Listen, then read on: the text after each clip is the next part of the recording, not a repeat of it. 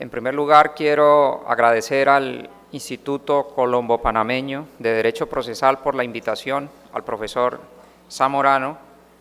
Muchas gracias. Bueno, el tema que corresponde desarrollar, acá lo tenemos, es el recurso de casación laboral, semejanzas y diferencias entre Colombia y Panamá.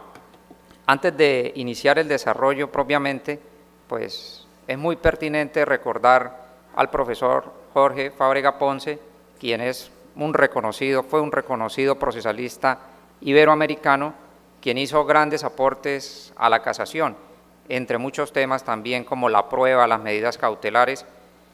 Recuerdo que el profesor Fábrega Ponce participó en el Congreso Colombiano de Derecho Procesal en el año 2004 en Cartagena y presentó uno de sus estudios muy conocidos titulado La falacia de la función nomofiláctica de la casación.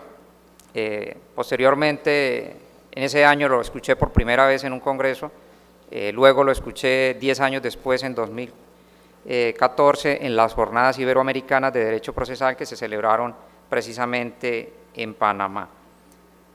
Ya para entrar en el desarrollo del tema, vamos a dividir la presentación en dos grandes partes. Desde el punto de vista de la teoría general de la casación, vamos a estudiar, por ejemplo, cuáles son sus fines, cuál es su naturaleza y algunas características, los requisitos de procedencia de la demanda, alguna referencia a las causales y, si el tiempo no lo permite, en la medida que avancemos, frente al trámite. Y luego vamos a intentar hacer una presentación a título de balance, que es lo que el profesor Zamorano ha querido con la presentación, de cuáles son esas semejanzas y cuáles son esas diferencias principales entre esta casación laboral en nuestros dos países. Bien, y a título previo, digamos lo siguiente para que se comprenda mejor el tema. Vamos a intentar mostrar algunas experiencias de la casación laboral colombiana para que ustedes, conocedores de la panameña, pues puedan ir tomando ciertas conclusiones. A medida que avancemos también vamos a ir mostrando algunas de esas diferencias o de los avances.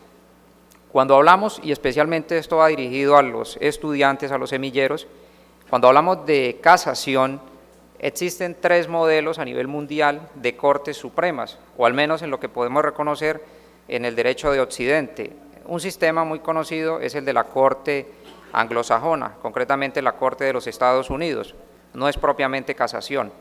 Un segundo modelo es el de la Corte alemana.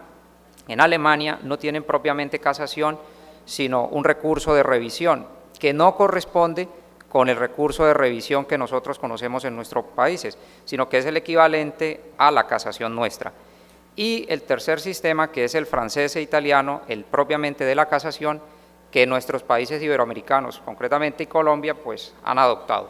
Entonces, cuando hablamos de casación nos ubicamos en este modelo porque los otros son distintos. Otro punto, ya que se planteaba en ponencia anterior, una relación, ¿cuál es la estructura de la justicia laboral en Colombia? Y es muy sencilla. Tenemos en la base juzgados laborales del circuito, luego tenemos en segunda instancia tribunales superiores con sala laboral y finalmente la Corte Suprema de Justicia con sala de casación laboral. Recientemente se crearon unos juzgados de pequeñas causas laborales que conocen en única instancia por razón de la cuantía. Para que tengan una referencia, en Colombia el monto que determina la competencia por razón de la cuantía es de 20 salarios mínimos, un poco más de $5.000 aproximados. Si la cuantía corresponde a ese monto, el asunto se tramitará en única instancia. Si es superior, en primera instancia, naturalmente la segunda instancia ante el tribunal, y contra la sentencia del tribunal, si se cumplen ciertos requisitos, procederá posteriormente el recurso de casación. También una precisión, nuestro proceso laboral está regulado en un código, el Código Procesal del Trabajo y de la Seguridad Social, que es del año 48. Es un código que ya está cumpliendo 70 años. Se está planteando un debate en Colombia muy interesante si es necesario hacerle una revisión, y ya hay voces que afirman que se debe ir pensando en un código nuevo. De hecho, ya no será un Código Procesal del Trabajo y de la Seguridad Social, sino, siguiendo la tendencia española, un Código Procesal de lo Social, es decir, que incluya no solamente la materia del trabajo laboral, sino también la seguridad social y otros temas que en Colombia han estado anexos a la especialidad civil, que es concretamente el derecho agrario. Pero esa es una discusión que se va a dar poco a poco. Otro punto como noción previa es lo que tiene que ver con las clases de procesos. En Colombia, el código no sigue la teoría de Carnelutti sobre la clasificación de los procesos. Recordemos que nuestros códigos del proceso civil clasifican el proceso en proceso de conocimiento o declarativo y dentro de este establecen el procedimiento ordinario y algunos procedimientos especiales. En Colombia, por ejemplo, tenemos ahora, ya desaparece el ordinario, ahora tenemos el verbal y dentro de los especiales el monitorio en materia civil. Luego tenemos, después de los de conocimiento declarativos, el proceso ejecutivo y también el proceso de liquidación propio de la materia civil. Pues nuestro Código Procesal del Trabajo no sigue esa línea de la teoría general del proceso, hace una clasificación meramente legal, procesos ordinarios y procesos especiales, y dentro de los especiales incluye el ejecutivo, el de fuero sindical, el de disolución de sindicatos, el trámite del acoso laboral, entre otros. Eso es importante que lo tengan presente porque más adelante vamos a ver cómo la casación laboral panameña permite la impugnación por esta vía de las sentencias que se pronuncien en asuntos de fuero sindical. En Colombia eso no es posible y ya vamos adelantando entonces alguna de esas ventajas que puede tener la casación en Panamá. Bueno, ya para entrar en la materia, vamos a recordar los fines del recurso de casación laboral. Siguiendo la casación civil, pues la casación se dice cumple dos fines.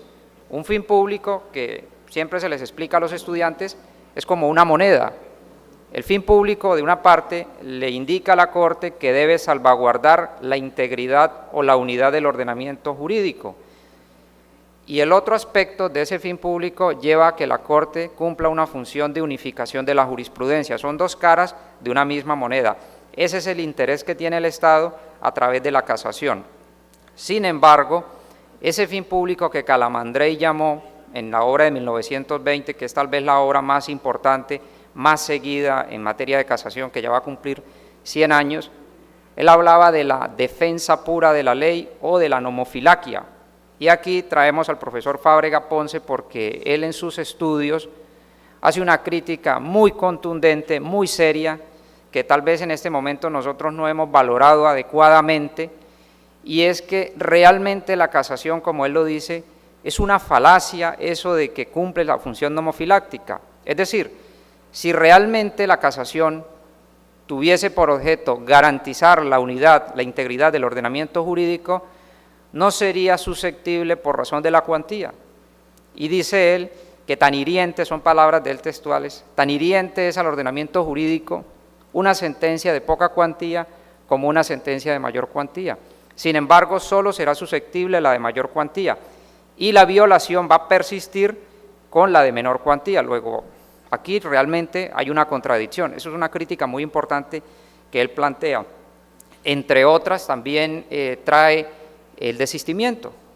Dice el profesor Fábrega Ponce, si realmente la casación tiende a cumplir ese fin de salvaguarda del ordenamiento jurídico, el recurso no pudiera ser desistido, y sin embargo sabemos que puede serlo. Entonces, ¿dónde queda la violación de la ley en esa sentencia, en ese caso concreto? La otra función que cumple la casación es la unificación de la jurisprudencia, y aquí también adelantamos algo. Si la Corte unifica el criterio jurisprudencial, la lógica es que ese criterio sea seguido por los tribunales y jueces inferiores, y tanto en Colombia como en Panamá tenemos el concepto de doctrina probable. Sabemos que 3 decisiones uniformes de la Corte sobre un mismo punto de derecho pueden servir de criterio auxiliar, orientador a los jueces inferiores. Aquí hay algo que en Colombia puede ser un poco más favorable. Resulta que esa doctrina probable, que siempre se consideró un criterio auxiliar, a partir de una sentencia de la Corte Constitucional, la C-836 de 2001, dejó de ser meramente auxiliar y hoy el juez tiene el deber de respetar y aplicar la doctrina probable. Lo que ocurre, como sabemos, y para garantizar que avance también la jurisprudencia, se le permite a los jueces apartarse de ella siempre y cuando que de manera clara y razonada expliquen los motivos por los cuales lo hacen. Eso permite y evita la arbitrariedad y que se pueda respetar y sea efectivo esa función que cumple la Corte de unificar la jurisprudencia, porque no tiene sentido que la Corte haga la unificación y los jueces inferiores pues no la sigan. El fin privado entonces de la casación, este que veíamos era el público. El privado consiste en el interés particular que tiene el recurrente para obtener una revisión, entre comillas, de la sentencia. Lo que se ha dicho es que el fin más importante es el público, es el que le interesa al Estado. Sin embargo, el Estado se vale del interés privado para llegar a la garantía del ordenamiento jurídico. Lo dijo Carlos Lezona y lo recordó Sentis Melendo. Los litigantes van al campo del proceso a luchar por sus derechos, no por el derecho. Y lo explica en el sentido de que al recurrente no le interesa tanto una sentencia que respete el ordenamiento jurídico, sino que le garantice su interés particular. En ese sentido se conjuga tanto el interés público o fin público de la casación con el privado. Claro, hay países que consagran la casación en interés de la ley, en la que es el Ministerio Público, el equivalente, quien interpone el recurso porque no se hace propiamente por el particular.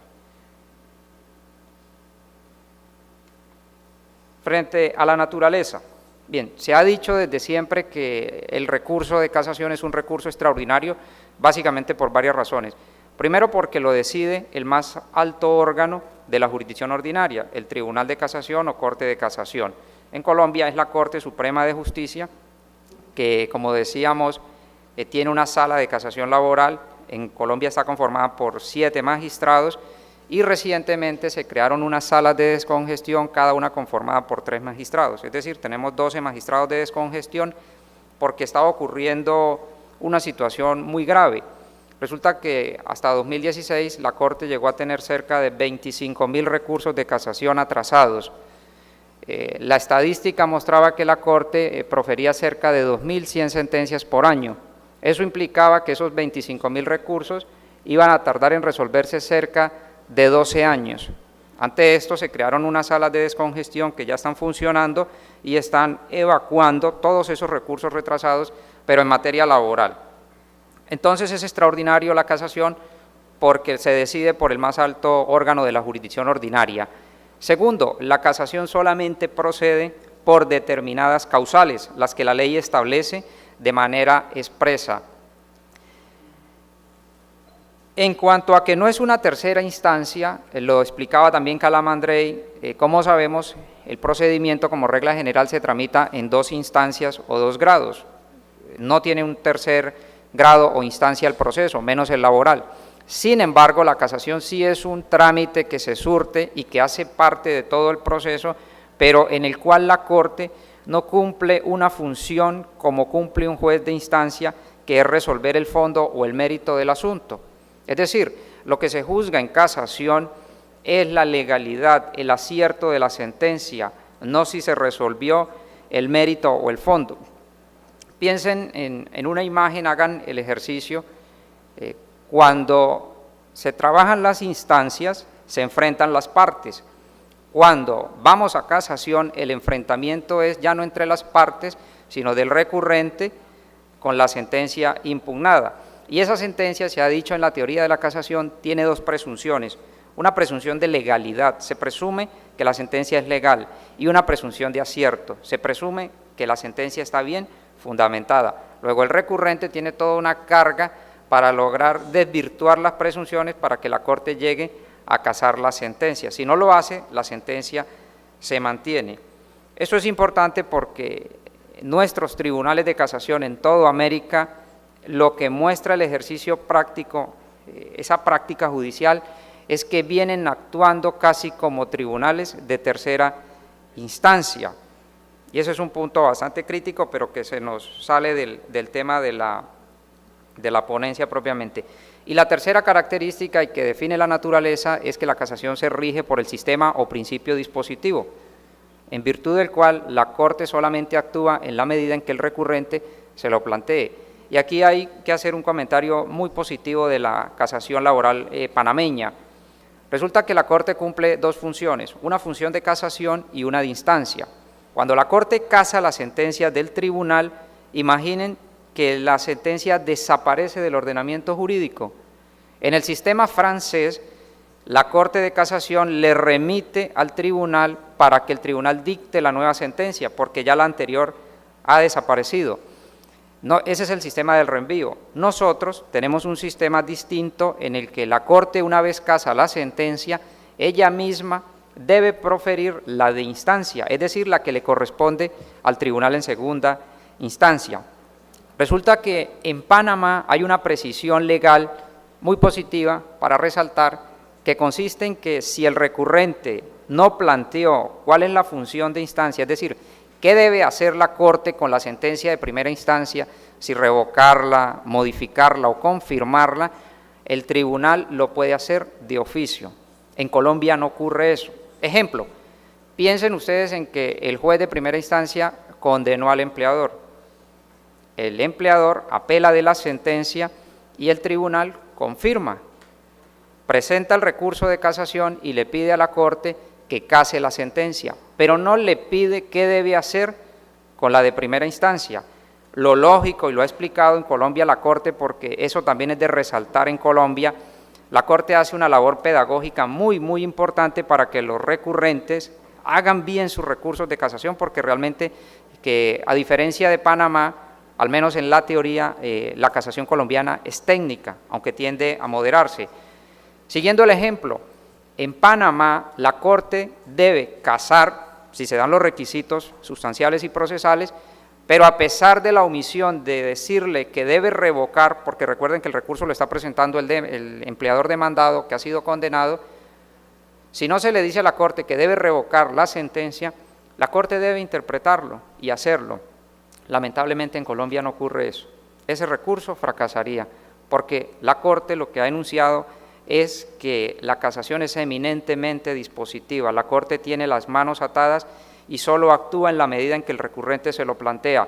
Y ya se han presentado casos concretos en los que la Corte dice, se le ha pedido a la Corte que cumpla su función de casación, y la Corte tiene todo para casar, pero no se le ha dicho a la Corte qué debe hacer con la de primera instancia, si confirmarla, revocarla o modificarla dependiendo del caso concreto. Ahí vemos verdaderamente un avance en la casación laboral panameña que se conjuga con el principio de tutela jurisdiccional efectiva. Frente a los requisitos de procedencia, la recurribilidad o procedencia propiamente dicha, en Colombia, y siguiendo la teoría general de la casación, solo procede contra sentencias, y concretamente sentencias dictadas en procedimientos ordinarios por los tribunales superiores. Decíamos que en Panamá no solamente procede contra sentencias, sino que aquí hay algo también para resaltar, contra autos.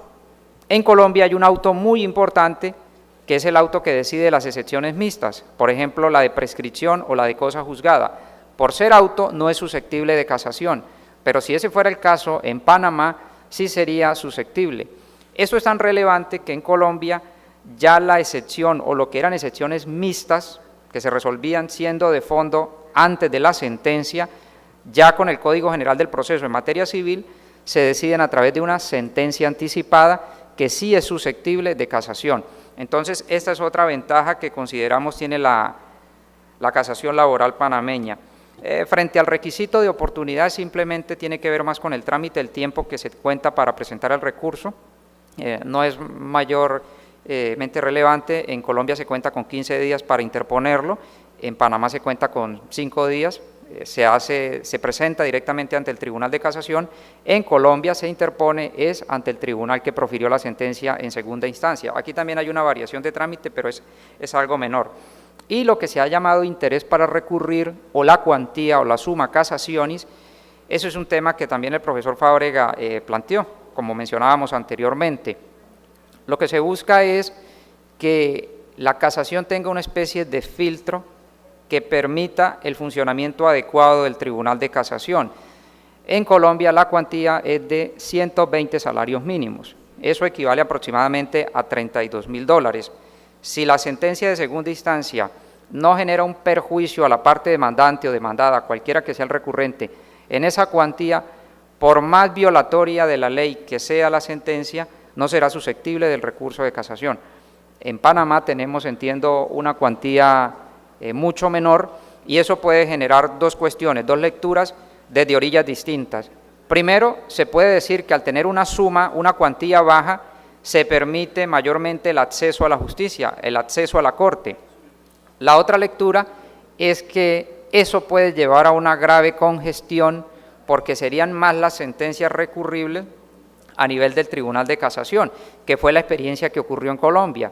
De hecho, la Ley 1395 de 2010, que hizo modificaciones importantes al proceso civil, aumentó la cuantía de la casación laboral de 120 salarios a 220, como un intento para parar la congestión en la Corte. Esa cuantía, esa modificación fue declarada inexequible por la Corte porque realmente resultaba desproporcionada, fue cerca de casi un 90% en el aumento de la cuantía, entonces salió del ordenamiento jurídico. Ya frente a los requisitos de la demanda, aquí podemos ver en pantalla los requisitos que se exigen para la demanda de casación colombiana.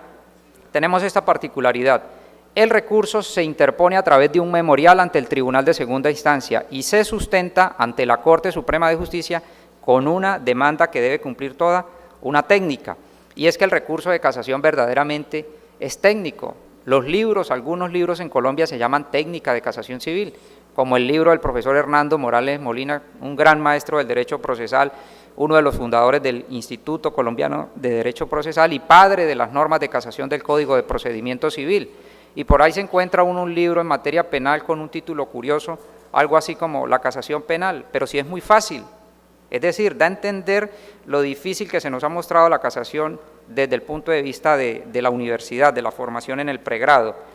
Estos requisitos no tienen mayor importancia, salvo el cuarto, la declaración del alcance de la impugnación, que tiene que ver con lo que manifestábamos anteriormente. Y el requisito de las causales, que es muy preciso, y vamos a adelantar esto para poder visualizar las causales. Aquí Doctor las tenemos. Samir, le quedan 2 minutos en complemento de que se le agotó un tiempo. Gracias, vamos a respetar el tiempo. Solamente hay dos causales de casación, la primera la clásica o la universal, y es que si la casación busca garantizar la observancia, el respeto de la integridad y unidad del ordenamiento jurídico, pues la violación de la ley se constituye en causal de casación. Y aquí viene el tema técnico. Puede llegarse por dos tipos de vía a la violación de la ley, la directa o la indirecta. Y en la directa, que es la vía jurídica, se puede llegar porque la norma no se aplique, que es la llamada infracción directa, o porque se aplique indebidamente o se interprete erróneamente. La violación indirecta se puede llegar por los dos errores que ya conocemos tradicionalmente. Y adicionalmente la violación del principio de reformatio impeius. El trámite vamos a omitirlo porque realmente que es una cuestión meramente formal, pero sí vamos a hacer y a resaltar una diferencia muy importante que tiene la casación panameña frente a la colombiana. Primero es que de manera expresa se señala que no debe estar sujeto el recurso a requisitos formales, a una técnica especial. Esto no ocurre en Colombia, eso es verdaderamente importante. Algo fundamental también que tiene la casación panameña es que la Corte puede ordenar el embargo preventivo, puede decretar medidas cautelares, algo que es totalmente ajeno en Colombia y que vemos verdaderamente como una relación. Y finalmente un punto positivo desde Colombia hacia Panamá. Acá está prohibido el amparo, que es lo que llamamos la tutela en Colombia. La cuestión es, ¿será que el Tribunal de Casación no tiene la potencialidad de violar derechos fundamentales para que proceda también el amparo frente a sus decisiones? Lo que se ha concluido en Colombia es que efectivamente puede ocurrir. Claro, eso ha llevado a lo que nosotros conocemos en los medios como los choques de trenes en la especialidad colombiana de la jurisdicción ordinaria frente a la jurisdicción constitucional. Quiero terminar con esta imagen. Aquí estoy con el maestro Fábrega, todo un reconocimiento para él y su memoria y toda su obra, especialmente en casación. Gracias.